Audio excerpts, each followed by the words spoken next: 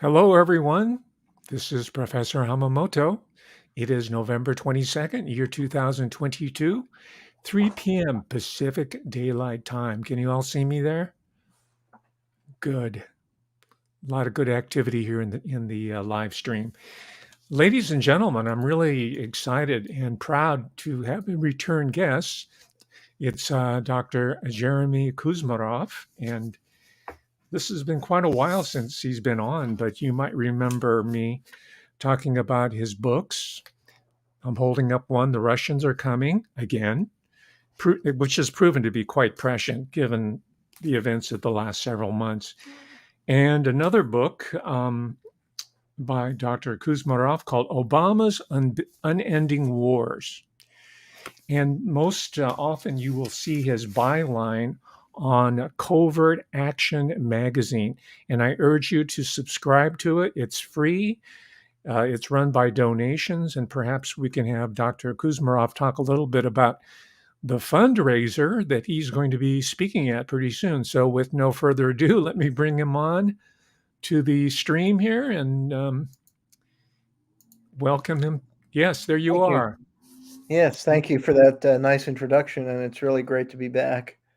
Great. Well, you're my favorite writer. I mean, I don't like to pick, but when I see your byline at Covert Action magazine, I read the article. You have a new one that came out today on a new twist on the National Education Institute for National Democracy.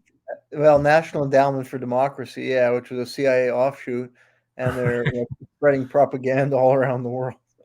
Well, and Right, here in the U.S., yeah, and they were teaming up with the Bush Institute to promote this kind of hatred for Russia and China that's right.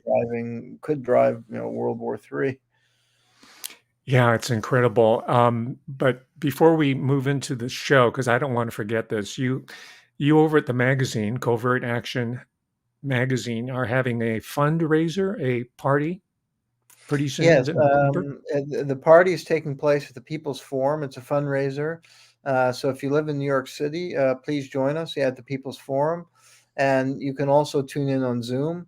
Yeah, check out our website. There's advertisements for the event at www.covertactionmagazine.com, Mhm. www.covertactionmagazine.com, and you can also read all our articles. And yeah, of course, we appreciate any support you can give us so we could keep operating. Excellent. And for those of you who don't know, it's edited by Chris Agee, whose father was just to go show you that these institutions we're talking about, they're not monolithic in nature. There are people who are dissenters within it. And so it's part of that lineage. And I remember reading it used to be called the Quarterly. I read it religiously. And what I like about Dr. Kuzmarov, and you have a PhD in political science, is that right? History, Oh, PhD in American history. American history, and you also teach at the university. So you have I it, used but to, yeah. you're not doing it now. No, I'm devoted to covert action full time. Yeah. Oh, good, wonderful. But the reason I ask is because unlike a lot of analysis and criticism, Dr. Kuzmarov does not discriminate. I mean, he'll go in on Obama if if it's justified, and so there's no party lines that are being drawn here, and I think that's one of the failings of contemporary political analysis and discourse. So anyway, that's another reason why I wanted to have him back here. The primary reason is that we're having Dr. Kuzmarov on is because just a few days ago it was the anniversary, sort of the macabre anniversary of the Jonestown Massacre. At least that's what it's called. But I wanted to point out today that the official name was it was an agricultural station. It was an agricultural experimental station. And there's a very close UC Davis connection, University of California, but UC Davis, which was the experimental station for the UC system from almost the inception. I taught there for 21 years. And there's some families that are involved in the article that Dr. Kuzmarov talked about, specifically the Laytons. that have a close relationship to UC Davis, and one of them, before I'll stop talking in a moment. One of them has to do with the cute little monkeys that I had on the YouTube pic there. There's sort of a rare picture of Jim Jones in earlier days with a monkey or two monkeys. And the cover story, as you well know, because I got the lead from your article, is that he was doing fundraising through importing monkeys overseas, even before he came to the Bay Area. But then UC Davis has a it's host to one of, I think, the 9 national primate labs, and of course there's that UC Davis connection there that later evolved. I think that's one of the reasons why he was brought in with Lawrence Layton Sr. They say they have a different spelling of the name. He was the chemist at UC Berkeley who got involved, but we'll talk about the specifics at this point. Dr. Kuzmarov, who was Lawrence, Laurenc Layton, Professor Lawrence Layton at UC Berkeley? Well, he had worked in the Army Chemical Division. So, yeah, he was a very bright scientist who had a very distinguished career. But, yeah, he worked in the U.S. Army Chemical Division. And then he went to work some high level position, like he was director of missile and satellite development, the Navy's propellant division, Indian Head, Maryland. And then he did research at the University of California at Berkeley. But he was thought to have been involved in the Operation MK Ultra, and he was involved, with experiments in like chemical and biological warfare, as well as the MK Ultra drug experimentation. So it is believed that Jonestown was like a experiment. The people were almost used as guinea pigs, or were used as guinea pigs in some of these tests. For drugs and bio warfare, and that the U.S. Army was developing, and Mhm. his whole family was involved in the project. Uh, and when after the massacre, the newspapers had all these sympathetic articles about how the family had been devastated. But I think one of the daughters, may have made out with a lot of the money because there were tons of money. Joan was basically running a criminal operation where there were things like drug and arms smuggling. They were using like a part of the Jonestown, which for viewers who are not as familiar, it was like the People's Temple was this on the surface progressive church led by Jim Jones that brought together blacks and whites and promoted more leftist ideology. And it attracted a lot of people involved in the 60s era movements in the Bay Area because he had moved the temple to the San Francisco area. And then he set up this commune in Jonestown where, supposedly they were, kind of living out the ideals of egalitarianism and socialism, but there was really a dark, sadistic side. And they were actually, training mercenaries there that had went to Angola, and this was maybe like a separate side of the commune. So the average person who went there may not have been aware or working in that side, but they had been training mercenaries, and there was all kind of pharmaceuticals that was found, after the massacre, and there was evidence, and these were pharmaceuticals that were being, had been used in the MK Ultra and mind control experiments. And like the CIA had shut down the Operation MK Ultra, where they testing drugs and all kind of like psychological brainwashing techniques for the Cold War. But it was officially shut down in the mid 70s, after a congressional hearing, the Church Committee exposed it. But it's believed that they moved to religious cults to carry out other experiments, and that's what Jonestown was being used for. And it was there's evidence Jones himself served in the CIA and had CIA connections, and the Layton family, provided a lot of the financing, and I think Lawrence Layton was behind I think a lot of these experiments, and then his family maybe provided the cover, but his daughter may have made out with a lot of the money because they're making money, and Jones made a fortune.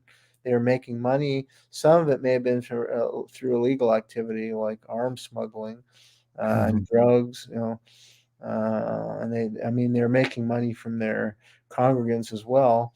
and she survived. She got out of there, Lori Layton, um, and so many other people died.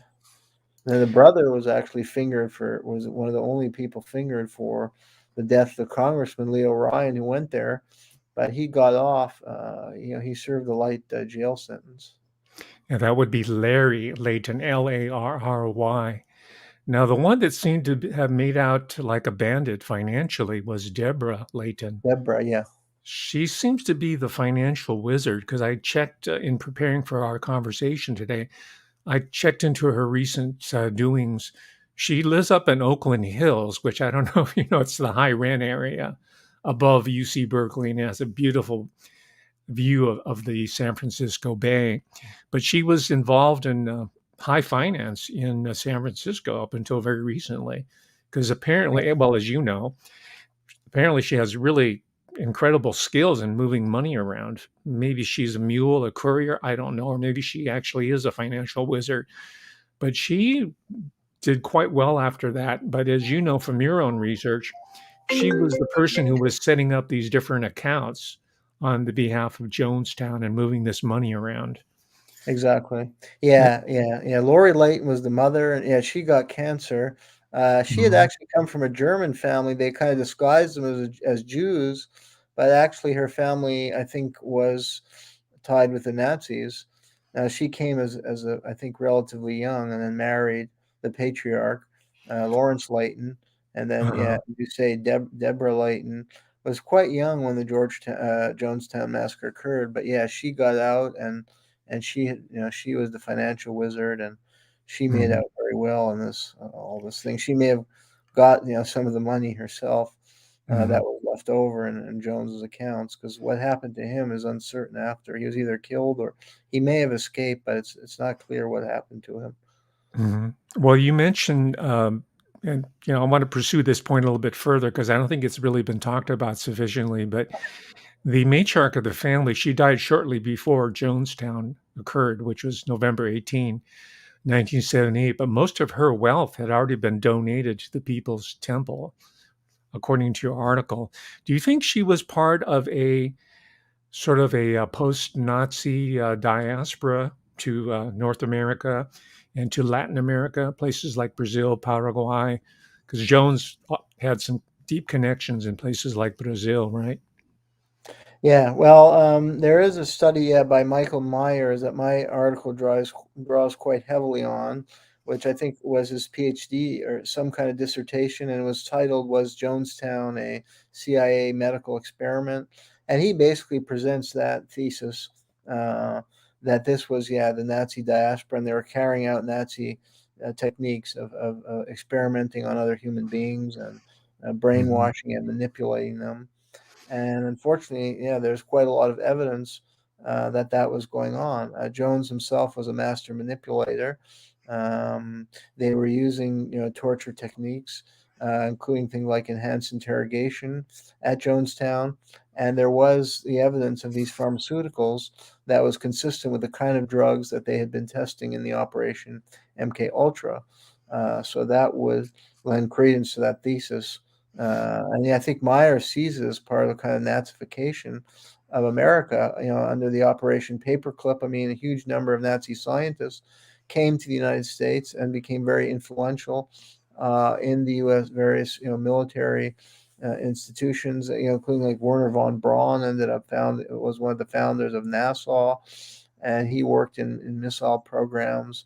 And I think the head of Nazi germ warfare, Dr. Kurt Blom, was also recruited under the Operation Paperclip and was involved in the development of germ warfare. There was a number of other Nazis, who worked at Fort Detrick, Maryland, where they developed biological warfare capabilities. So, unfortunately, there is evidence to suggest that this thesis of Nazification of the United States, national security establishment and military, and Jonestown, unfortunately, fits in with that paradigm. Well, another piece that I picked up in your article, it was sort of mentioned in passing that this woman here, let me add her to the stream, Carolyn Moore on the left. She's with her girlfriends here. down in 1965 down in Santa Cruz, California. And I'll get back to Santa. That's also a UC California, University of California site, Santa Cruz. And I can talk a little bit about that a little bit more. But Carolyn Moore, according to your article, um, spent a year or had some kind of schooling in Geneva, Switzerland, right? Before going, she was trying to get into UC Davis, where her father wanted her to attend school. I think it Um, was because I'm I trying to, and then she married a gentleman who was a British citizen who. well, I think that was Deborah Layton. That wasn't Caroline Moore. That Oh, because I'm Deborah sorry, I got 'em Layton. confused. All right. Yeah, Deborah Layton was, she was a student at Berkeley High School who got into drugs and was kind of a problem child. Most of this is a Layton family, Lawrence and Mhm, Lori's kids, and they were all very high achievers except for Deborah, even though now she's, very successful. But mhm, so they sent her to England to a boarding school because she was getting into drugs and missing school, and so they sent her to England, and that's where she met this guy Phil Blakey, and he came from like an upper crust British family, and he suspected of being a British MI6 agent who was involved with the training of mercenaries. When they first set up Jonestown, before they brought over a lot of the parishioners from the People's Temple, they had owned the land, and it was acknowledged by a number of CIA operatives, I think, including Frank Turple, that they had been using it for paramilitary training for mercenaries who then went on to Angola. It may have been used, yeah, for as an arm, for arms smuggling purposes as well. So that was the mhm, connection, Phil Blakey and Deborah Layton. So Carolyn Moore, I forget her story. I think she was very close with. Uh, I think she survived, but her sister Annie Moore was Jones's lover and was shot and killed. But she was killed with dum-dum bullets, and those are the bullets like that were used in the Kennedy assassination, and that suggests that the CIA was potentially involved in the massacre or some high-level military operative. These aren't just run-of-the-mill bullets. And mhm, it's not that everybody just drank the Kool-Aid. The official story is that Jones like brainwashed these people. This was a religious cult gone bad, and he brainwashed them. They drank the Kool-Aid. But there's strong evidence that most of the people there were actually murdered, including one of his lovers, Carolyn Moore. And she was found with these high-grade military bullets. So that leads to suspicion again of high-level special forces or CIA involvement. And then the forensic investigation of the scene found evidence that they had been with needles in the back in places that you can't put needles into yourself, and that they had been murdered and not. So nobody actually drank any Kool-Aid. It was just a mass murder. It was not like they said that people willfully drank poison. They were forced to drink the poison at gunpoint, and they were injected with poisons. And some who tried to escape were shot, and only a small number of people escaped. And then the reporting is suspicious because there's evidence that the CIA, the first people there, like the CIA, were there well before the Guyanese local police and stuff were able to get to the scene, and there were body bags. Like it all looked to be like a pre-planned operation. There were body bag. Everything was kind of ready. So somebody planned this, uh, and there's something really sinister going on here. Now, but there's some indication, I didn't pick this up the first time I read your article, but there's some indication that Jim Jones himself faked his death and was spirited away from the site to some other location. What are your observations on that? Yeah, there's a strong possibility of that because yeah, there's all kinds of evidence. Like the autopsy concluded he did not take poison. The pistol was, he was then found with gunshots, but the pistol was found like away from his body, and then that body looked like it was a fake. There were signs that that was not the real Jones. It didn't quite match up to him. There were resemblances, but it looked like a dummy, impersonation of him, and not the real him. Something like a tattoo. There were signs like that. Yeah, there were certain identifying tattoos that were missing. Um, So, and then, yeah, the body could never actually be identified because it was too badly mutilated. So there's no direct evidence that Jones was killed. And the Joan they claim was killed. Yeah, there was some weird thing again, like the gun. If you shoot yourself, you're not able to throw the gun away after. So Mhm. how is the gun, so far from his body? And then it didn't have the matching tattoos and stuff. So that's really somebody else. The person they said was him. And Mhm. then, I think there are evidence like over the radio of an escape, and he had connection in Brazil because he had been in Brazil. So one theory is that he escaped in Brazil and assumed another identity in Brazil. They escaped by boat. So some may have That's escaped into Venezuela. Like some of the top people got out. I think even Blakey got out, I believe. Uh, mhm. some of the people who were involved in these criminal experimentations got out. Mhm. Uh, so, And as we know from other sources, there were well-established rat lines from Nazis that escaped Europe or different parts where the Netherlands or Italy that went into Latin America, Paraguay, for example, the Stroessner regime, mm, Condor, and all those other people. But let's move ahead just very briefly, since you mentioned Brazil. As we all know, Lula da Silva is now back in office in Brazil, and he defeated Bolsonaro, and Bolsonaro has conceded defeat. Do you think in 2022 we might be looking at another Jonestown type scenario?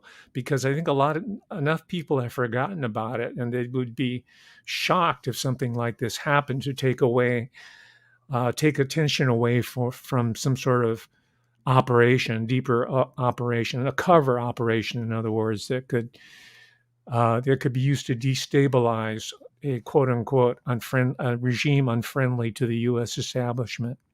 Could you speculate on that? well, I think the danger, what we see is that, we have a new Cold War developing, and that's being pushed by the elites in Washington. And I mean, people forget the history of the first Cold War. They get caught up in this anti-Putin or anti-Russia rhetoric or anti-China rhetoric, or, where China is carrying out human rights abuses against the Uyghur, and we got to do something. And they lose sight of the history of the first Cold War and how similarly China and Russia were demonized to support, the expansion of the U.S. military empire and attempts to overthrow those governments and provoke a Cold War and potentially a world war. And MK Ultra is a great example of the abuses of power that resulted in the first Cold War. I mean, it was all justified under the rhetoric of the Cold War, and that the Chinese carried out brainwashing in Korea, although that actually been disproven that they ever did that. But I think Americans were conditioned to believe that the Chinese were evil and were carrying out, brainwashing American POWs. So that justified establishing the Operation MK Ultra, where the U.S. was looking for means of, magic drugs that could brainwash captives effectively and get them to give up information, uh, or to program people or train assassins. I mean, this kind of stuff. And it was all being justified in the Cold War. So if we're entering a new Cold War, and then once it was exposed, there was outrage about it, but it just moved more underground into these religious cults. So if Mhm. we're going to be fighting a new Cold War and making renewed accusations against Russia and China, then it's going to justify, ramping up these kind of programs. Especially the U.S. is already involved in the Ukraine conflict. They're going to be potentially involved in the conflict in Taiwan. There's, I think there's real concern now of even, hot war developing between the U.S. and Russia or the U.S. and China. So they're going to develop these kind of secret programs to fight those wars, to develop new methods for enhanced interrogation and truth serums. And they're going to carry out this kind of experimentation that they did in the first Cold War. So I think that the lesson of all this is that, yes, it could happen again. And they could Mhm. use Central Latin American countries as staging bases. In the case of Guyana, That was more an ally of the U.S. because the U.S. orchestrated the overthrow of Chedi Jagan, who was more like a Mhm. Lula. I mean, the danger is that yeah, Lula's gained election, but the U.S. could try and overthrow him. I mean, they already, when he first came in power, they collaborated with his enemies to, what's called now lawfare, using the legal system to, there were trumped up charges against him, corruption, get him in jail as a way to undermine him, and they did that with Dilma Rousseff, and they basically orchestrated, a soft coup in Brazil, and the U.S. has been involved in Bolivia, for instance. They supported a coup against Evo Morales in 2019, and brought in Janine Áñez, who is like a Bolsonaro. These kind of right wing leaders are throwbacks to their predecessors, in the 60s era and 70s. And Bolsonaro even praised the Brazilian military junta, which, yeah, Jim Jones was an undercover CIA operative who was supporting the military coup in Brazil. And he supported the coup in Guyana that overthrew the leftist Chedi Jagan. It was kind of like a Mhm. Lula or Evo Morales, more progressive leader, um, in favor of Forbes Burnham. And when Burnham came in, he allowed for the purchase of the land, and he allowed for Jonestown to be established. And it was kind of a cash cow for his government. It brought in some revenue for his Mhm. government, but so Well, they used a Cold War ally after they had overthrown the leftist government, and they were able to carry out these experiments without any worry of the Guyanese authorities calling them out for it. well, in your article, you do quantify that the level of support once the new Prime Minister Burnham was installed, it increased by about 1,600%, something roughly like that. It skyrocketed. So it was obviously he was an asset there for these types of operations. Now, Yeah, again, moving ahead to the recent years, just as Jonestown was supposedly this racial utopia, post-racial utopia, including underclass people, homeless, the dispossessed of American society, a little bit of countercultural elements. And we know by now, not just from your article, but by multiple sources, that it was a synthetic construct that comes from the intelligence worlds. If we accept that premise, by the by the same token, can groups that we've seen recently, they just kind of manifest and then they disappear.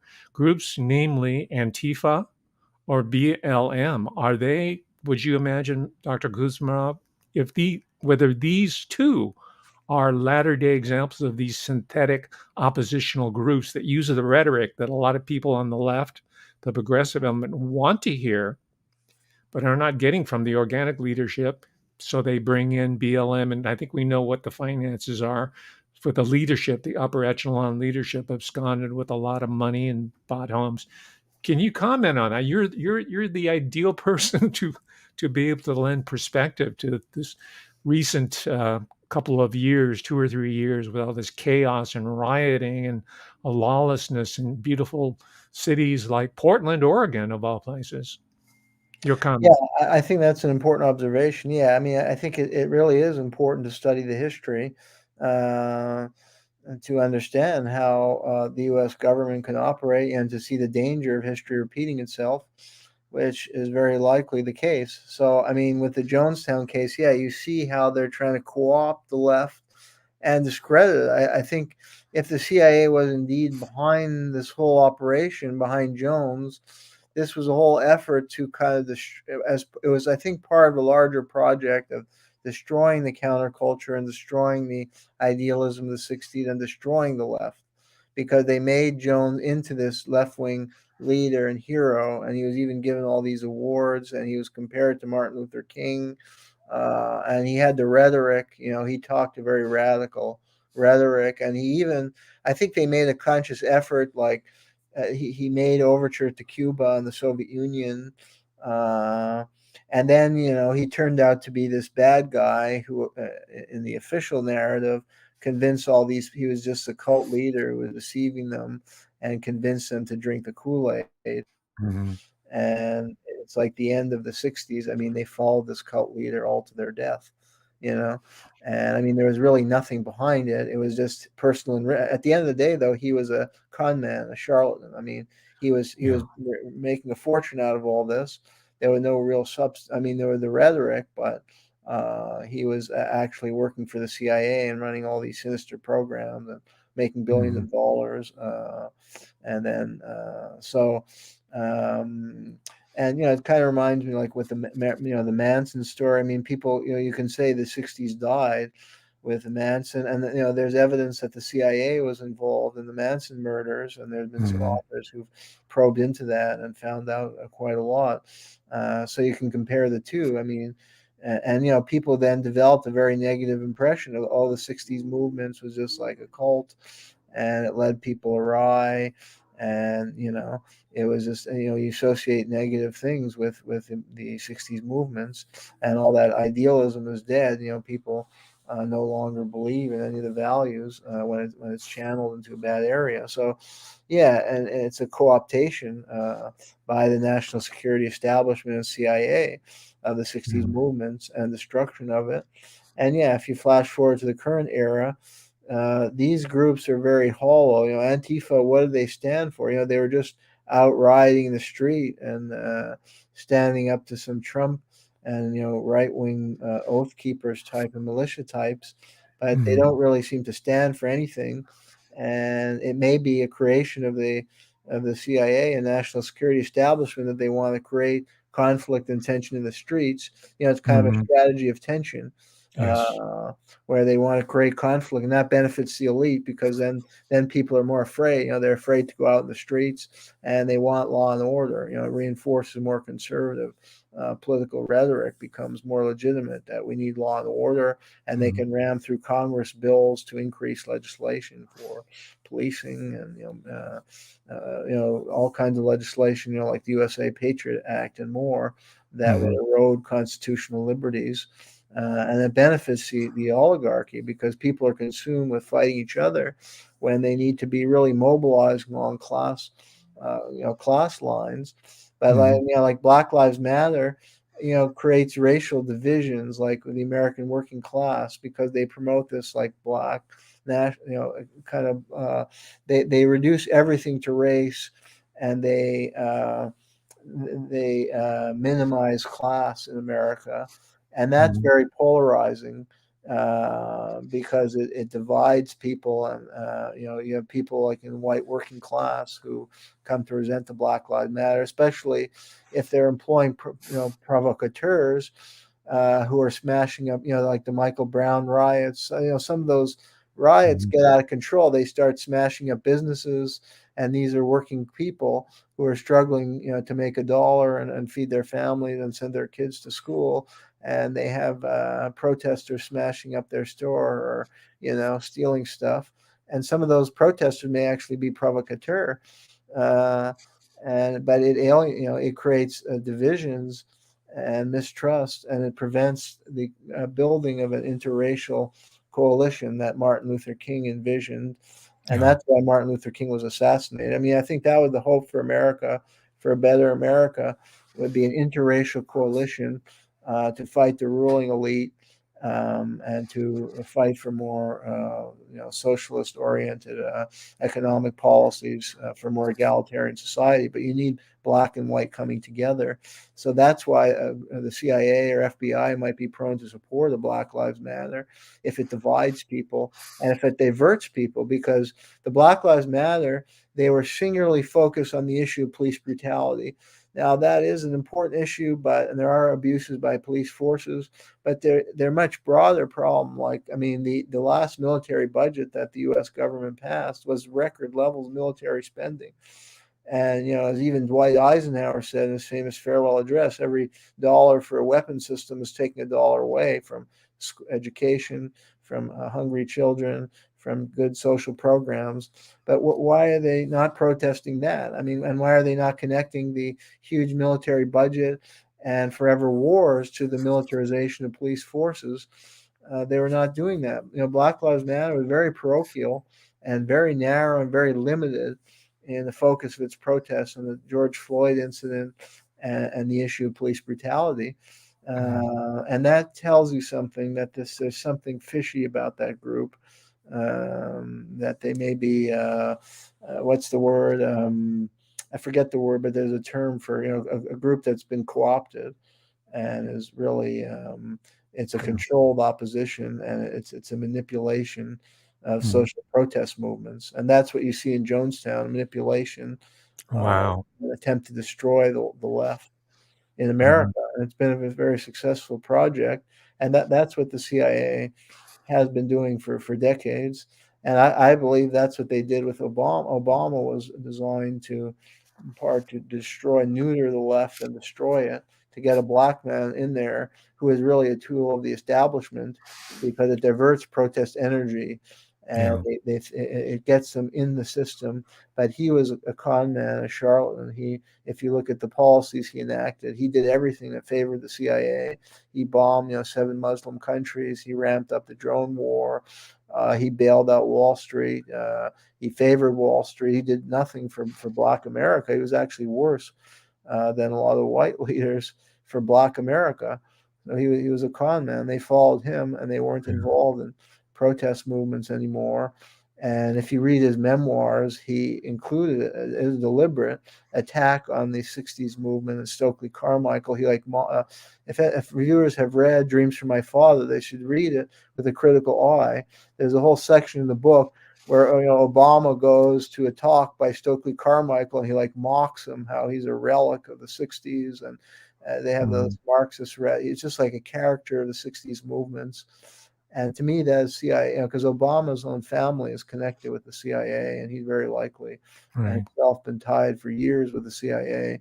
And this is a 3 generations. Yeah. Yeah, and this is a CIA project to undermine a real left in America that would fight for what Martin Luther King wanted, an interracial movement of the poor, and to fight against U.S. imperialism. That's something like Stokely Carmichael. That was the real Black Lives Matter, was the Black Power, led by people Mhm. like Stokely Carmichael, who are also anti-imperialists, who connected the struggle of the African American people with the Right. struggle of African and Black people and people of color worldwide against imperialism, against European colonialism, and against American imperialism. But you Mhm. don't see that with the Black Lives Matter. They don't challenge U.S. empire in Latin America, U.S. manipulation, interference there against the Bolivarian Revolution and the forces fighting for autonomy in Latin America. Mhm. So it's all fishy, and it's all interconnected, if you ask me. Well, no, I agree with your assessment 100%. Now, let me ask you again a more of a speculative question. And a filmmaker by the name of Joel Gilbert wrote a book and did a documentary on it. It's, it has its moments, but overall, I tend to agree with his assessment.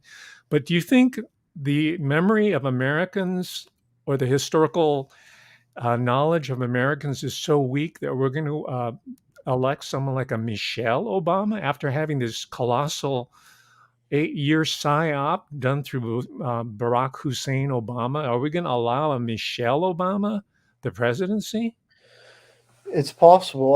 I wouldn't write it out, that possibility. Yeah, because it's all about the image and the personality. And I think the Obamas are good at, are like the Clintons, are very good at selling themselves. And perhaps they have some higher interests, or they certainly have big money behind them, and maybe the CIA or some higher agencies that cultivate. It's all about image. I mean, politics is so superficial, and Michelle Obama, casts a very sympathetic person for a lot of Americans, especially Mhm. maybe American women.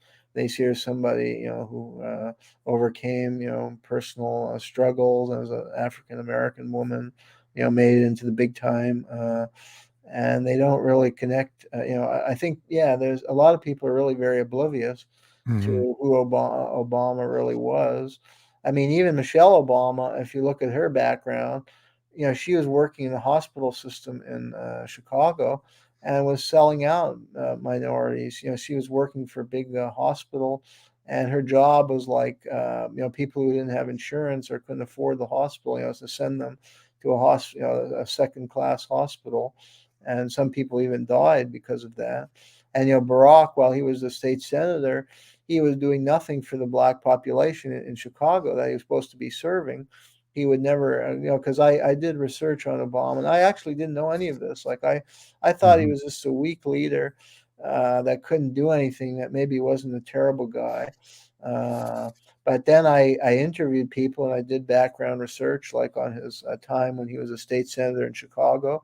And I interviewed people from the community there. And I spent a bit of time in that community on the south side of Chicago and was Mm. put in touch with people who had known him.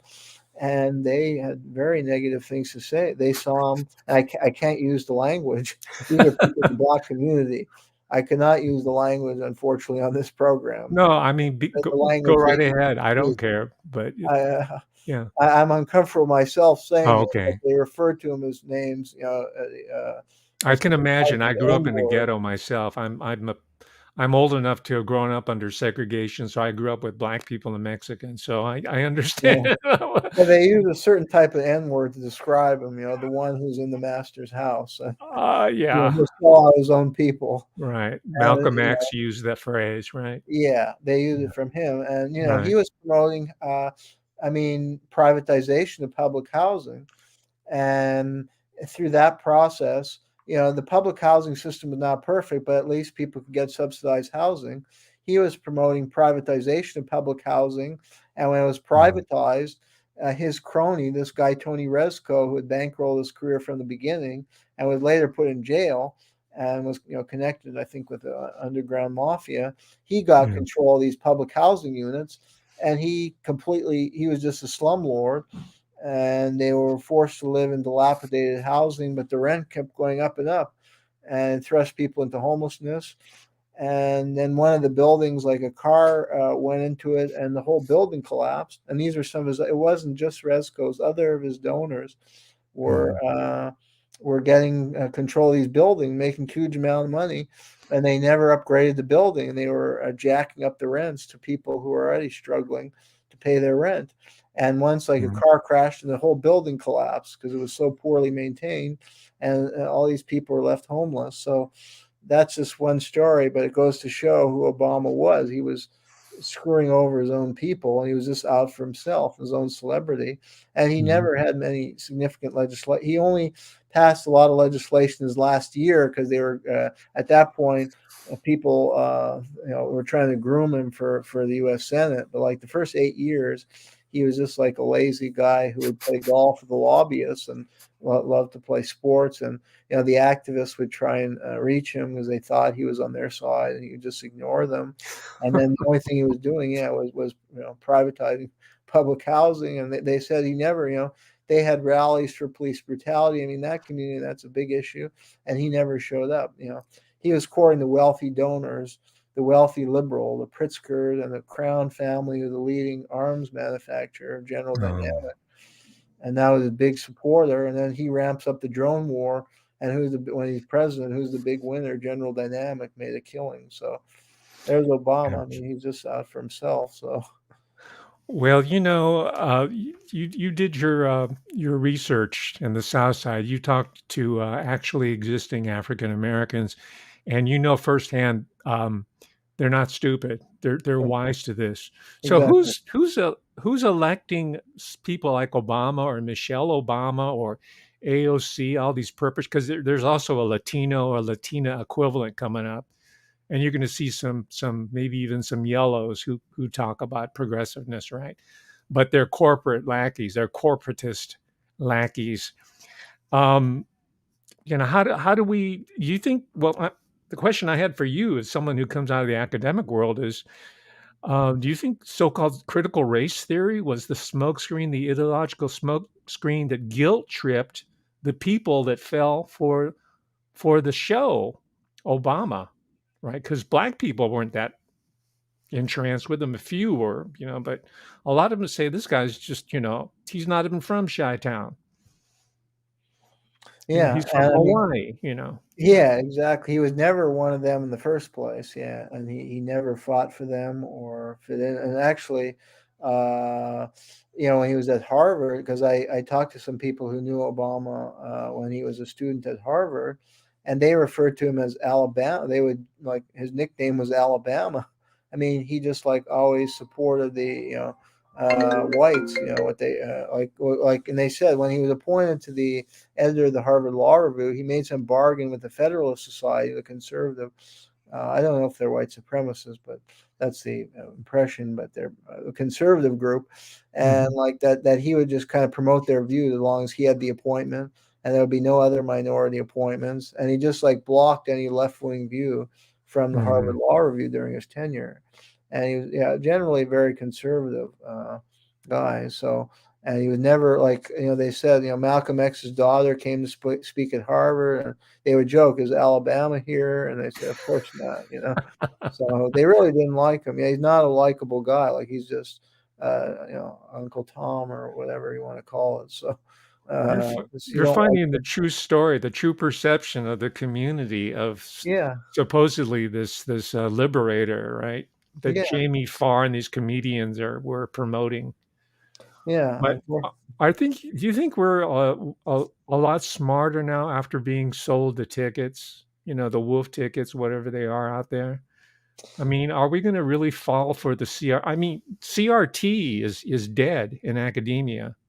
The GLBTQ movement in academia is dead. We haven't heard anything about it for the last year. You notice that? There's nothing. Zero. Crickets. What do you think the next psyop synthetic movement is going to be? I don't know. They'll think of something. They're very smart, and they're Well, you come out of successful. the academic world. What was in process? Because they always have a new set of teeth that are Yeah, about ready to replace the old ones, right? yeah. Well, they had the Darfur Save Darfur movement. Oh, cutout. That's the word I was looking for Black Lives Matter. CIA cutout. I Oh, cut mean, out. the Yes. Save Darfur movement was obviously a CIA cutout. I was a graduate student. And Mhm. I was, at the time around the Iraq War and just after, I was at the Brandeis, which used to be a very liberal campus. And, I was like, I was a very more serious student, but I wasn't, went to some protests against the Iraq War. And I was, trying to get involved with some activist groups who were against the Iraq War and other stuff the U.S., empire was doing around the world. And the only main campus group I found was a Save Darfur, and they were promoting military intervention to stop genocide in Darfur. And then when you look into it, they have oil in Darfur, and the CIA's eye, wants to promote the breakaway of South Sudan so they can control Sudan and that whole region. And the Mhm. Chinese had good relation with the leader at the time, Omar al-Bashir. So it's very political, and like the people you talk to them in the state of Darfur, and they didn't really understand the geopolitical implications, and they just had a very one-sided view. You're either for or against genocide. Well, I mean, it's more complicated. I think the UN never accepted that it was a genocide. I mean, it was a violent war. There were human rights abuses by the Sudanese army, but the South Sudanese rebels also, had carried out an uprising and also committed a lot of atrocities and terrorist acts. And it was, they were supported by outside power and trying to destabilize the whole region so the U.S. could control the oil. So it's complex geopolitics that a lot of people didn't want to consider. So that Mhm. that was a cutout, and yeah, I mean, I think AOC, you can see through their fraud on the issue of Ukraine and NATO. And then a few activists have been calling out and stopping their Yeah. rallies, but they've gone to the hilt supporting all this military aid to Ukraine. And Bernie Sanders claims to be leading a political revolution, but yet he's silent about it, all the money going to neo-Nazi groups in Ukraine, and the huge military spending, when that's money that could be used for education and to fund genuine social programs. And it takes some Republicans to say this is a money laundering racket. There's a Republican, Paul Goslar, who came out, I think, this week and said this is a money laundering racket, all this money going into Ukraine. And I mean, you can't even follow the money. It's just like in Afghanistan, it's money going into a sinkhole that's funding violent, terrorist forces, neo-Nazi forces, but the U.S. can't even track all the money and weapons they're sending. So it's just adding to the destabilization, and I mean it's just a reckless and dangerous policy. And there's only a few in Congress opposing them. They're all Republicans. So yeah, the progressive Democrats have really exposed themselves as frauds. and especially with that letter, they released like a tepid letter, and then they had to pull it back. I mean, that was Mhm. really pathetic. So, uh, but Well, yeah, I think Dr. like things like Kuzmarov, the you go in inspiration. on everybody. Anybody, it doesn't matter I because can, there's a I lot of well, people on the left that don't want to criticize anything that comes out of that direction, you know. So yeah, I think there's a lot of, I mean, there's a huge intersection between supposed supposedly oppositional camps. I think this conversation with you really reveals that. But the polarization psyop is so intense, coming both from supposed indie news on the left as well as hard right conservative news, which are probably controlled by the same entities, from what I'm hearing and reading through your journalism. Now, as we wrap up, I do have to ask you about um, local issues that have national import, and that is the significance, because you were talking about rackets, right? The significance of one Nancy Pelosi exiting the historical stage, especially after her husband was brutally attacked by forces unknown while she was overseas, ostensibly in Taiwan. I don't know.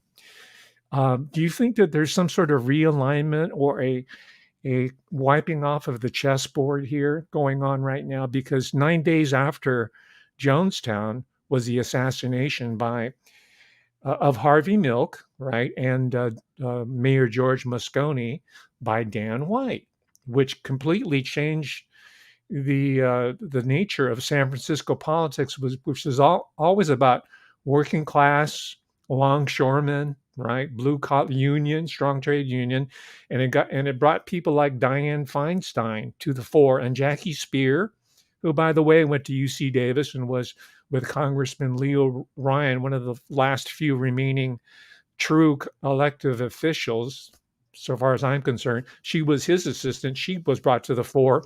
And then you had Nancy Pelosi kind of lurking in the background. And now you have the latest manifestation, and you said of shark's teeth rolling up, Kamala Harris, who's another perpetrator, supposedly black. She's an opportunistic South Asian. She's not, that's her father and her mother. Elite transnationals are taking these ethnic identities, unlike people like me who are fourth generation Americans, right? Who had to grow up in the ghetto because of housing, you know, real segregation, right? Straight up segregation. And then, of course, the Phantom Menace, right? American Psycho, Gavin Newsom. So do you think that, what is your prognosis here? I think this is going to, this, this alignment where Pelosi's leaving it's going to be a California moment again, which is in essence what I think is a new world order movement. The interesting. tech left, and all that realigning, not realigning, but consolidating its relationship with the Pentagon and by extension NATO and the United Nations.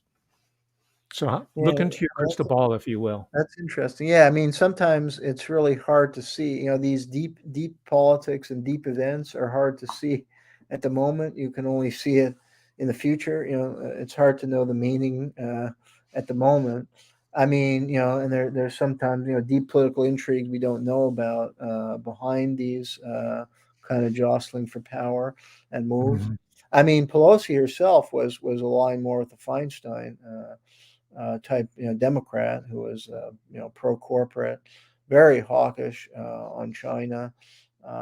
There's evidence of profiteering in her family. Even I read recently that her son Paul Pelosi actually accompanied her, though it wasn't publicized. He actually accompanied her on that visit to Taiwan, and he was like making deals on the. And he's followed the father into the world of high finance, and he's making some deals as far as like semiconductor chips, which is, the technology of the future and Mhm. key to the global economy. So there's a lot of, I think, corruption and profiteering, personal profiteering behind this bellicose anti-China stance, which may be in part for show. But Pelosi is a characteristic, corporate Democrat, or SDS. He's called corporate liberal, as the Mhm. line. Yeah, and they've been in power for a long, long time. Feinstein and her. But I mean, her successor, Hakeem Jeffries, is more on the conservative end. Yeah, I mean, it's more the identity politics, but he's, an African American, but he's again against the left, and he's more in the center of the party. So I would see more continuity here, as far as the kind of policy of the Democratic Party. I don't see any shift in the Democratic Party right now towards more progressive policies. And as we just discussed, even the progressive wing of the movement has sold out and cannot be counted on core key issues. So there's nobody at a stand. That politics you described is dead, has been dead sadly for a long time. The politics of the working class and union and some genuinely progressive figures in the halls of Congress who would really fight for working people. I mean, Pelosi's not one of them, but and Feinstein, but I don't think Hakeem Jeffrey either. And that kind of Cory Booker maybe is a rising star in the Democratic Party, or Kamala Harris. Yeah, I mean they're ethnic, they're minorities, and they shatter some glass ceiling, but they're not adopting progressive policy. They're serving corporate interests and corporate power. They're just giving a different look. It's good for maybe public relations to have some black faces, but Mhm. it's really actually, it's kind of what you see with Obama, that they can Mhm. almost get away with more aggressive policy in the service of capital. Now, Dr. Kuzmarov, as we wind down, do you remember reading in grad school a book that was published in, I think, the late 50s by E. Franklin Fraser called Black Bourgeoisie? Yeah, I read that when I was doing my book on Obama, because the Okay. Obamas kind of are right out of that book. They don't, And the Bookers, too. We're not talking about Booker, Washington. We're talking about Booker, whose both of his parents are VPs for the Bank of America. yeah, Cory So, Booker, I'm exactly. more ghetto than him. I grew up in the ghetto and I'm proud of it. Yeah, Japanese were not allowed to live outside of the ghetto. I'm just telling you that because I don't want to be confused by the bougie Asians you see around, right, who are making their way up the ladder. I wrote a book called Servitism Empire about them. And I was inspired by that book, Black Bourgeoisie. But yeah, I that think was that book needs to be reissued. I think so. Yeah. If you read the Black Agenda Report, has published a lot of good articles about the Black misleadership class. And Glenn Ford, I talked to him. He wrote the foreword to my book, and he unfortunately passed away. But he was really very critical of figures like Al Sharpton and a lot of the Black leadership, and how they just sold out their own people. And yeah, they were right out of that book. And like I remember, Fraser made the point, that I mean, just because you have a small number of blacks, ascending more into the middle or upper class, it doesn't uplift all the people. And these are people who are just kind of like social climbers who forget their own people. They just kind of want to fit in the elite, and they don't do anything to benefit their own people. And that's exactly like the Obamas, because they were just stepping over their own people to get ahead, and they Mhm, didn't do anything to help them. They were actually harming them, and people could see through them, see through their mhm. veneer. The community people, but Yeah, not the guilty liberals, right, who are at Harvard Law School yeah. and want a Well, it's black kind of a face. class thing. Yeah, Yeah. they want to feel like good, like we're a more multicultural society now, and we embrace Mhm. diversity. But it's kind of a class thing. Still looking down on the lower class and the working class, and Yep. we don't want to help them in any way.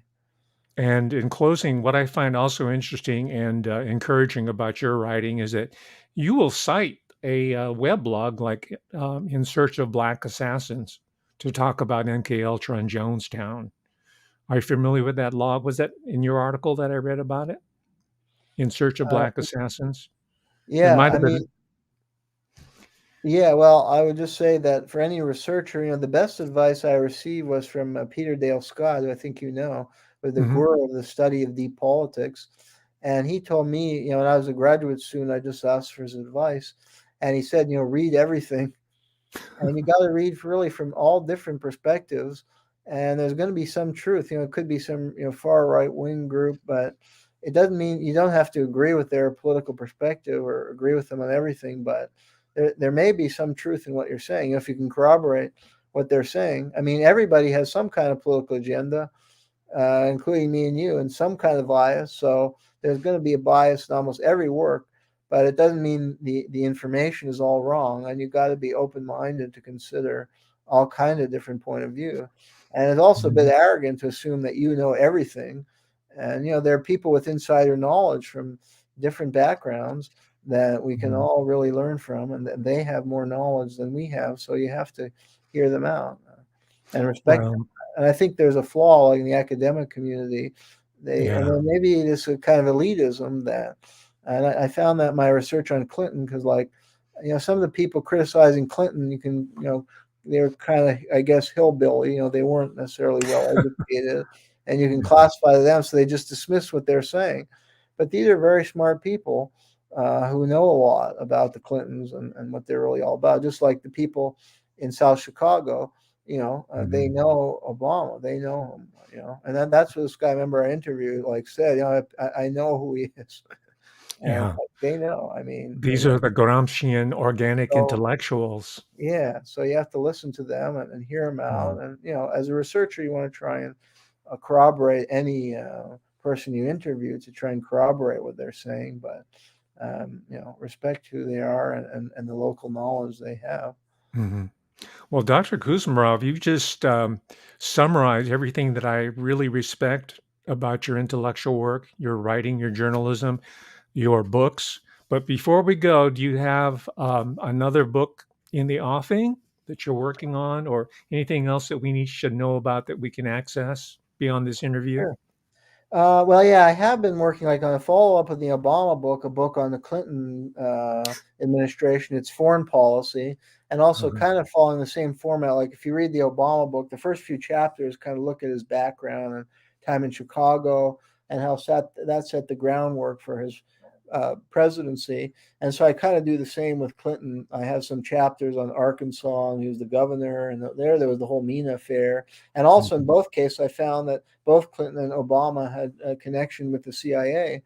Uh, and then as presidents, they were advancing the interests of the CIA. So there are a lot of parallels there, unfortunately. And yeah, it's a window into I guess, the dark side of American politics, and the power of big money interests and the intelligence agencies in really controlling politics and manipulating people, including liberals. I would say especially liberals think they're smart, and they are smart and well educated people, and they care about certain issues, but they can be manipulated too.